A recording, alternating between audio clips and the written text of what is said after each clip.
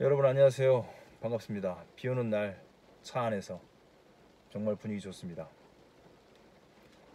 오늘은 이 종이도끼, 도끼와 관련된 사상가를 만들려고 합니다. 엄밀히 말하면 도끼가 아니고 망치죠. 망치를 들고 철학을 한 분 계십니다. 그분이 누구냐면 이 니체라는 분입니다. 한국에는 니체 전집이 21권으로 번역되어 있습니다. 그 중에 15번째 책, 6권 정도 책이 이 안에 있습니다. 바그너의 경우 우상의 황혼, 그리고 안티크리스트, 이 사람을 보라, 디오니소스 성과, 니체 대 바그너. 이 책 6권이 들어있는데 여기서 저는 이 사람을 보라, 이 책을 좀 소개하려고 합니다. 이 책은 본인의 자서전적인 니체의 자서전이라고 말할 수 있겠습니다. 다른 말로 하면 니체 자신의 책에 대한 리뷰 내지는 안내서, 시놉시스, 어떻게 말하든 제일 크게 말하면 자서전적이라고 말할 수 있겠습니다. 본인의 일기 같은 걸 쓰면서 일기의 형식을 띠는 것 같으면서도 자기의 어떻게 책을 썼는지, 또 어떤 의미로 썼는지, 뭘 목표로 썼는지 이런 것들이 들어 있습니다. 그래서 제가 망치를 들고 영상을 촬영할 수 없어서 종이 도끼를 가져왔습니다. 망치를 들고 철학합니다. 우상의 황혼에서는 이렇게 써놨습니다. 우상의 황혼 제목에서요. 또는 어떻게 망치를 들고 철학하는지. 망치를 들고 플라톤, 그리스도교, 칸트로 이어지는 형이상학 그리고 도덕 이런 것들을 다 비판해냅니다. 형이상학과 도덕 비판자죠. 비도덕주의자, 비도덕자라고 할 수 있겠습니다. 이제 이 사람을 보라는 어떻게 사람은 자기 모습이 되는가. 여기서 사람이라고 하면 이런 생각이 떠오릅니다. 보통 구약 성경에는 처음에 등장하는 인간이 아담입니다. 신이 흙으로 사람을 만든 거죠. 그리고 이름을 아담이라 붙였습니다. 흙에서 나왔기 때문에 땅에서 흙으로 만든 아담, 아다마에서 아파르에서 아담이 되는 거죠. 근데 그 아담을 우리말로 번역하면 사람입니다. 첫 사람, 그 첫 사람이 인류의 죄악, 원죄를 가지게 된 거죠. 바울에 의하면 두 번째 아담, 두 번째 사람인 예수가 그 원죄를 없애줬다. 그리고 그리스도교가 이제 출발하는 거죠. 그리스도. 그런데 니체는 안티크리스트예요. 안티크리스트. 기독교인이 아닌 거죠. 반기독교인입니다. 반기독교인이라고 계속해서 말하고 그리스도교를 무지하게 비판합니다. 그리스도교와 칸트 그리고 플라톤이 다 한 패거리로 보는 거죠. 플라톤을 이어서 그리스도교를 이어서 이 칸트까지, 그리고 도덕주의자라고 말합니다.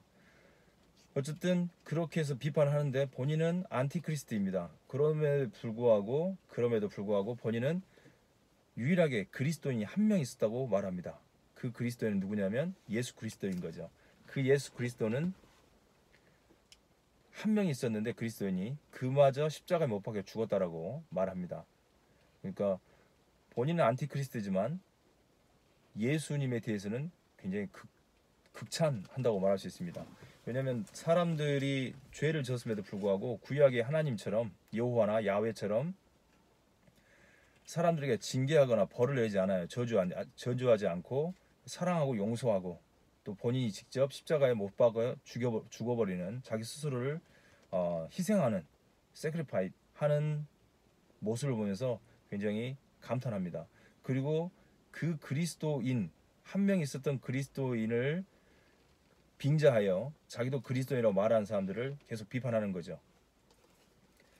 그런 내용들을 가지고 있다. 그리고 이 사람을 보라 해서는 어떻게 사람이 자기 모습이 되는가, 이걸 설명하려고 그러는 거죠. 다시 한번 정리하면 구약의 아담, 사람, 첫 번째 사람, 그리고 신약의 두 번째 아담, 사람, 예수, 그리고 본인은 이제 이 사람을 보라 했는데 자기를 보라는 거거든요. 이 사람, 여기서 니체를 보라는 뜻이에요. 본인을 거의 그 세 번째 아담처럼 말하는 것으로 저는 이렇게 해석됩니다. 이 사람을 보라 그랬으니까. 저는 굉장히 주관적인 제 의견일 뿐입니다. 이것은. 그래서 이 사람을 보라. 이 사람은 누구냐면 니체입니다. 본인을 다양한 방식으로 표현합니다. 이 사람이라고 표현하기도 하지만 짜라투스트라에서는 본인이 또 짜라투스트라이기도 하고요. 그리고 그 짜라투스라는 위버맨시입니다. 위버맨시는 어떤 존재냐면 최고로 잘 되어 있는 인간 유형에 대한 명칭이 위버맨시고, 짜라투스라는 위버맨시입니다. 그리고 본인 자신도 위버맨시라고 부르고요. 또 어느 쪽 가서는 디오니소스라고 부릅니다. 본인이 디오니소스의 제자라고 부르기도 하고 니체 자신을요. 정리하면 니체는 본인이 짜라투스라이면서 위버맨시이면서 디오니소스인 거죠. 디오니소스의 제자. 더불어 안티크리스트이기도 합니다.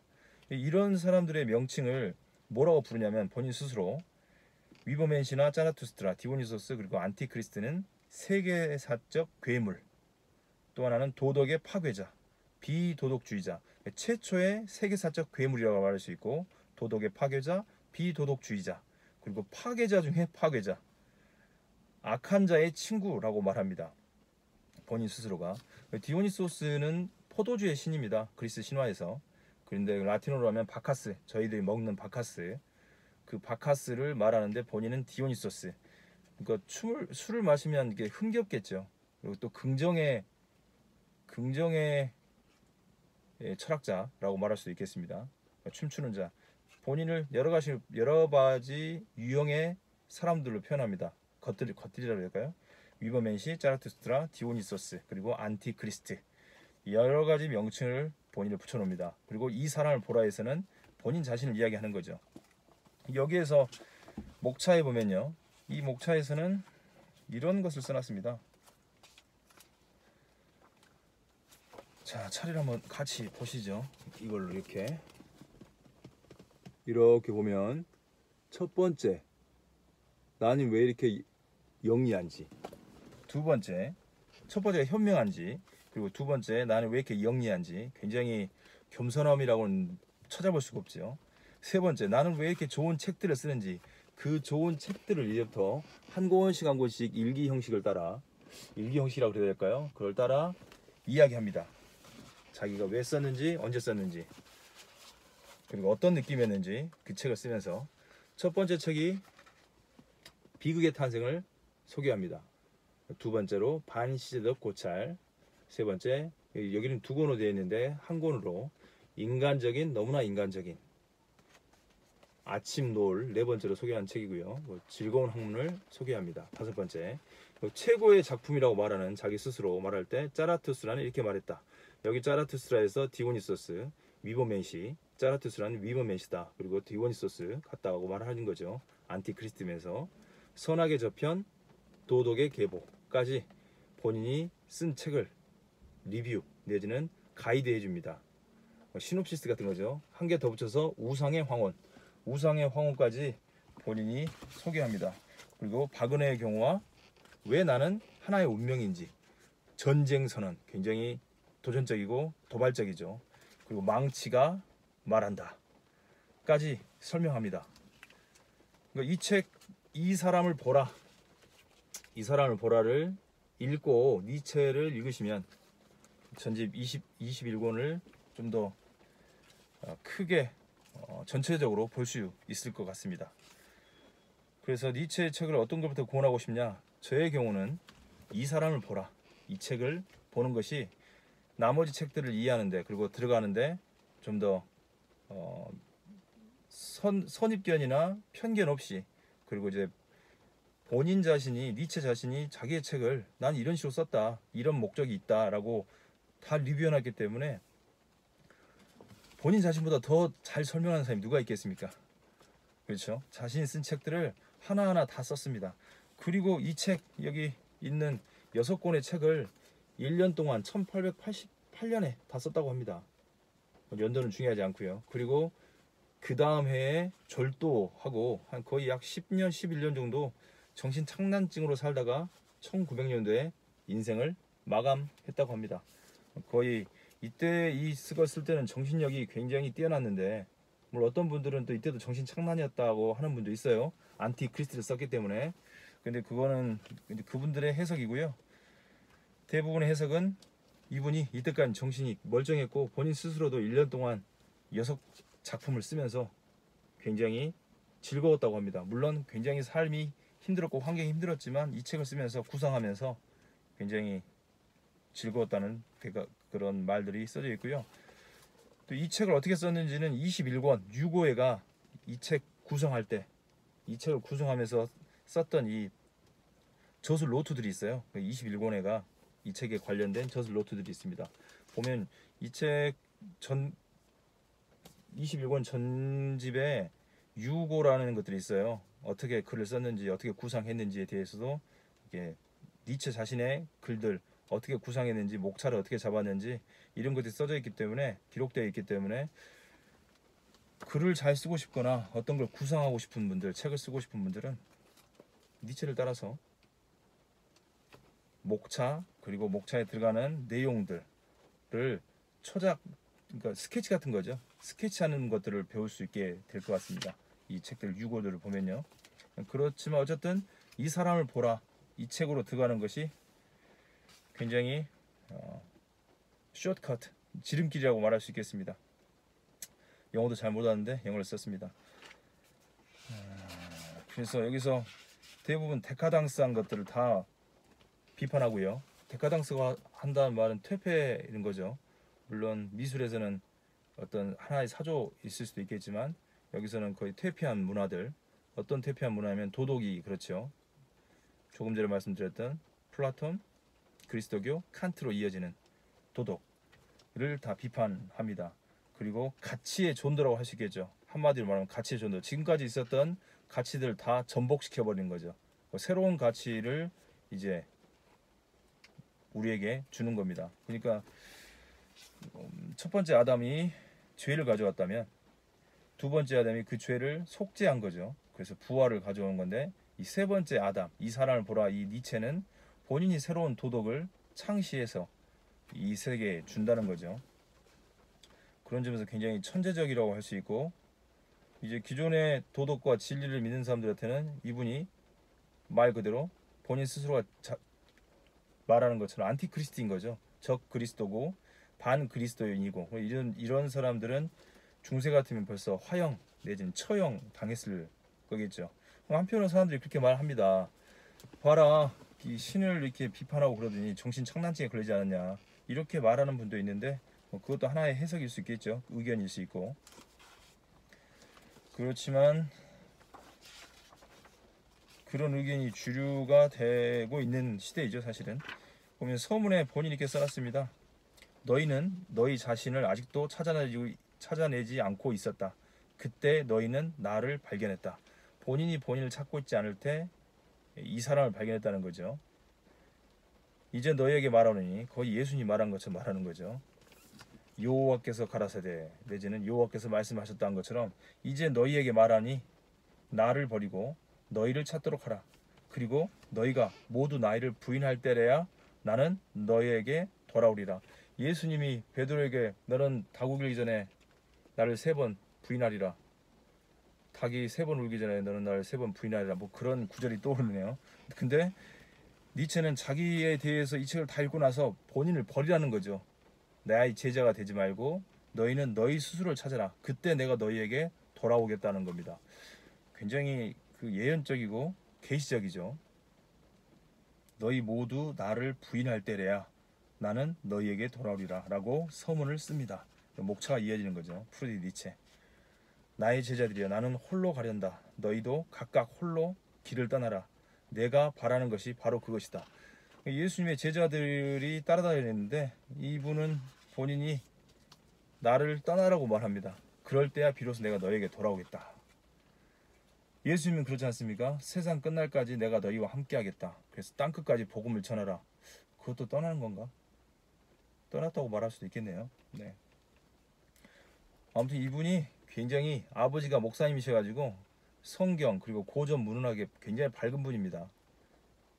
그리고 뭐 그리스의 서사 시부터 호메로스, 헤시오도스 그 등등등 굉장히 뛰어난 분이죠. 고전 문헌학을 하셨잖아요. 언어에도 능통한 분이고, 그리고 굉장히 빠른 나이에 25살의 나이로 스위스 바젤 대학의 고전 문헌학과 교수가 됩니다. 정 교수가요. 24살, 5살 때. 굉장히 천재적이죠. 지금도 25살에 되기는 힘든데 25살 때 교수가 되고 굉장히 천재입니다. 아버지도 목사님이셨고, 물론 일찍 돌아가셨지만. 이 소문에 보면 이렇게 써놨습니다. 인류에서 가장 인류에게 역사상 가장 어려운 요구를 해야만 한다는 거죠. 내가 누구인지를 우리가 알고 있대요. 모르는데 잘.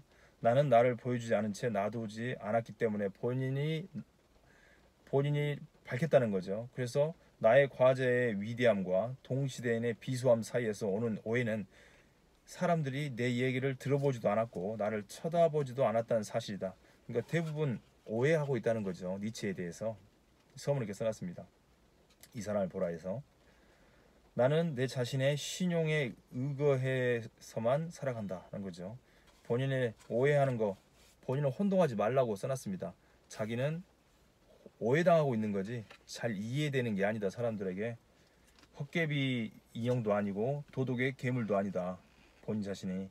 더욱이 나는 이제껏 덕 있다고 존경받았던 인간 종류의 정반대되는 본성을 지닌 존재이다. 이 정반대되는 본성은 비도덕주의자, 그리고 반도덕주의자, 안티크리스트, 그 사람은 짜라투스트라, 그리고 디오니소스 위버메시로 이어지는 거죠. 나는 철학자 디오니소스의 제자이다라고 서문에 써놨어요. 나는 성인이 되느니 차라리 사티로스이고 싶다. 사티로스가 되고 싶다고 합니다. 하지만 이 책을 읽어보아야 할 것이다. 이 책은 그런 대립을 명랑하고도 파괴적인 방식으로 표현하는 것 외에 다른 의미는 결코 없을 것이며, 이 책은 성공적으로 쓰여졌다고 할 수 있으니 인류를 개선한다는 따위는 나는 결코 약속하지 않을 것이다. 개선하고 싶은 생각이 없다는 거죠. 나는 어떤 새로운 우상도 일으켜 세우지 않는다. 이제 옛 우상은 진흙으로 만든 다리가 무엇인지를 알게 될 것이다. 이 책을 읽으면 옛 우상들은 진흙으로 만든 다리라는 거죠. 다 깨지는 다리입니다. 탄탄하지 않는 거죠. 우상, 다른 말로 하면 이상이라고 할 수 있겠습니다. 아이디어.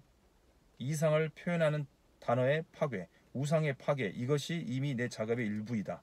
이상적 세계가 날조되었던 바로 그 정도만큼 실제의 가치와 의미와 진실성은 사라져버렸다. 참된 세계와 가상의 세계, 사실대로 말하면 날조된 세계와 실제 이상이라는 거짓말은 이제껏 실제에 대한 저주였고, 이 거짓에 의해 인류의 가장 심층적인 본능마저도 부정직해지고 그릇되어 버렸다는 거죠. 인류는 그들의 성장과 미래에 대한 고도의 권리를 보장해 줄 수 있는 가치와는 정반대되는 가치를 숭배하기에 이르렀다. 그래서 이런 가치, 기존에 있었던 가치들을 다 이제 망치로 두드러 깨는 거죠. 하나씩 하나씩. 그게 이 책에 들어있는 거죠. 그리고 소개하는 겁니다. 자기 전반적인 어떤 작업을 했는지에 대해서. 그래서 말합니다. 이 책의 공기를 맡을 수 있는 자는 높은 공기이며 강렬한 공기라는 거죠. 이 낮은 공기에서 산으로 비유하자면 지상에서는 이해할 수 없다는 거죠. 정상에 올라야만이 이해할 수 있다고 말하는 거죠. 그래서 내 책의 공기를 맡을 수 있는 자들, 굉장히 은유도 잘 쓰고요. 시도 많이 써놨거든요. 굉장히 표현을 잘하는, 문장도 굉장한 세련된 문장들을 씁니다. 비유도 굉장히 신선해요. 내 책들의 공기를 맡을 수 있는 자는 그것이 높은 곳의 공기이며 강렬한 공기임을 안다. 그러니까 일반 사람들은 잘 이해 못한다고 본인이 규정해놨습니다. 근데 이런 방식의 글쓰기는요, 기존의 선입견과 편견을 없어지겠다고 하는 방식의 글쓰기는, 그리고 소수만이 자기를 이해할 수 있다고 하는 이런 방식은 데카르트도 칸트도 대부분의 역사에 남은 철학자들 내지는 사상가들은 그렇게 써요. 자기를 잘 이해 못할 것이다. 니체 역시 그렇습니다. 내가 지금까지 이해하고 있는 철학, 내가 지금까지 실행하고 있는 철학은 얼음과 높은 산에서 자발적으로 살아가는 것이다. 얼음과 높은 산에서 누구에 의해서가 아니고 자발적으로 살아간다는 거죠. 삶에 낯설고 의문스러운 모든 것을, 이제껏 도덕에 의해 추방해왔던 모든 것을 찾아내는 것이다. 금지된 것들 사이에서 그렇게 방랑했던 내 오랜 경험에 의해 나는 지금까지 도덕화와 이상화를 행했던 원인들을 그 바람직하다고 여겨지던 모습과는 완전히 다르게 보는 법을 배웠다. 철학의 숨겨진 역사, 철학이라는 위대한 이름의 심리가 내게 분명히 됐다. 본인이 보게 됐다는 거죠. 꿰뚫어 보았다는 겁니다. 어떤 정신이 얼마나 많은 진리를 견뎌내는가, 얼마나 많은 진리를 감행하는가, 이것이 나에게는 점점 진정한 가치의 기준이 되었다. 오류, 이상에 대한 믿음은 맹목이 아니다. 오류는 비겁이다. 인식의 모든 성과와 발전은 용기에서, 자신에 대한 엄격과 순수함에서 나온다. 나는 이상들을 반박하지 않는다. 나는 단지 그것들 앞에서 장갑을 낄 뿐이다. 왜냐하면 장갑을 끼고 반박하는 게 아니고 다 두드러 타파하는 거죠. 우상 타파. 우리는 금지된 것일수록 얻으려 애쓴다. 이런 표지 아래 나의 철학은 언젠가 승리할 것이다. 지금까지는 오로지 진리만이 철저하게 금지되어 왔기 때문이다. 내 작품 중에서 짜라투스트라는 이렇게 말했다는 독보적이다. 이 책으로 나는 인류에게 가장 지금까지 주어진 어떤 선물보다 가장 큰 선물을 주었다고 합니다. 본인이 쓴 여러 책 중에 바로 이 책이 독보적이라는 거죠. 짜라투스트라는 이렇게 말했다. 사실 비가 와서요, 책을 다 들고 올 수가 없어서 표지만 해놨는데 뭐 괜찮게 보입니다. 이렇게 하는 것도 한 권 한 권 해보고 싶었는데 이렇게 밖에서 책을 다 들고 오면 무겁지 않습니까? 그래서 표지만을 들고 왔는데 괜찮은 것 같습니다. 이것도 짜라투스트라를 가장 높게 평가합니다. 본인 스스로도 이 사람을 보라 해서 이렇게 말합니다. 가장 큰 선물, 인류에게 지금까지 주어진 가장 큰 선물이라 합니다. 그러니까 거의 성경 같은 거죠. 성경, 짜라투스트라 이렇게 말했다가 수천 년간을 퍼져나갈 목소리를 진 이 책은 짜라투스트라는 이렇게 말했다는 존재하는 것 중 최고의 책이며 진정 높은 공기의 책이다. 겸손함이라고는 전혀 찾아볼 수가 없는 거죠. 인간의 만사가 그것의 밑에 아득하게 놓여 있다. 그뿐만 아니라 이 책은 가장 심오한 책으로서 진리의 가장 깊숙한 보고에서 탄생했다. 두레박을 내리면 황금과 선의가 담겨 올라오지 않을 수 없는 고갈되지 않는 셈이다. 야, 폭풍을 일으킬까 합니다. 폭풍을 일으키는 것, 그것은 더없이 잔잔한 말들이다. 비둘기처럼 조용히 찾아오는 사상, 그것이 세상을 이끌어간다. 예, 이렇게 다는 읽어보지 못했는데요. 이렇게 쓰여져 있습니다. 그러면서 너희는 너희 자신을 아직도 찾아내지 않고 있었다. 그때 너희는 나를 발견했다. 신도들은 너나 할 것 없이 이 모양이다. 그러니 신앙이라는 것이 하나같이 그렇고 그럴 수밖에. 이제 너희에게 말하니 나를 버리고 너희를 찾도록 하라. 그리고 너희가 모두 나를 부인할 때야 나는 너희에게 돌아오리라. 프리드리히 니체라고 하면서 이제 보여드렸던 차례로 들어갑니다. 그리고 첫 번째, 나는 왜 이렇게 현명한지, 정말 자기 자신을 현명하다고 하는 거 본인 스스로 말합니다. 보통 속어로 뭐라 그럽니까? 꼴불견? 뭐라고 표현할까요? 잘 생각이 나지 않네요. 여기는 나 자신에게는 나의 삶을 이야기한다. 나는 나 자신에게 나의 삶을 이야기한다 라고 써져 있습니다. 그러면서 이제 이 책에 대한 자기 자세전 평을 합니다. 여기까지 니체 책 총 6권으로 이루어져 있는 니체 전집 15번 바그너의 경우 우상의 황혼, 안티크리스트, 그리고 이 사람을 보라. 우리는 이 사람을 보라에 대해서 좀 보았습니다. 디오니스son과 그 니체 대 바그너. 바그너를 굉장히 좋아했거든요. 근데 여기 써져 있는 것처럼. 근데 니체 대 바그너였고 뒤에 가면 바그너를 굉장히 비판합니다. 바그너의 파르지팔이라는 어떤 교향 오케스트라 곡이 있는 것 같아요. 파르지팔. 근데 이거와 함께 비판하는 상대를 그전에는 굉장히 극찬했는데 비제의 카르멘? 네, 비제. 제가 음악이 좀 약합니다. 영상을 이렇게 들어봤는데 비제의 카르멘은 많이 들어본 빰빠라빰빰빰빰 들어보시면 알겠습니다. 굉장히 경쾌합니다. 근데 이 바그너의 방금 봤던 파르지팔이라는 음악은 굉장히 웅장해요. 길고 한번 들어보시는 것도 좋을 것 같습니다. 처음에는 독일인 중에 가장 교양인이라고 바그너를 극찬하다가 후에 가서는 비판합니다. 책에서도 처음에는 바그너의 경우, 마지막에는 니체 대 바그너. 다 읽어보지 못했지만 어쨌든 비판하고 있습니다. 처음에는 굉장히 존경까지 했는데 이게 사랑이 어떤 사랑입니까? 미워하는 사랑을 생각이 잘 안 납니다. 애증관계? 그런 게 그래서 비판하는 걸 볼 수 있습니다. 이렇게 해서 니체 전집 15번 이산화탄 보라를 살펴봤습니다. 이제 계속 니체에 관해서 하나씩 영상을 올려보도록 하겠습니다. 시청해주셔서 감사합니다. 비 오는 날입니다. 한번 밖에 나가서 산책도 해보시는 것도 좋겠습니다. 그리고 제 영상 밑에는 글들을 이렇게 많이 써놨습니다.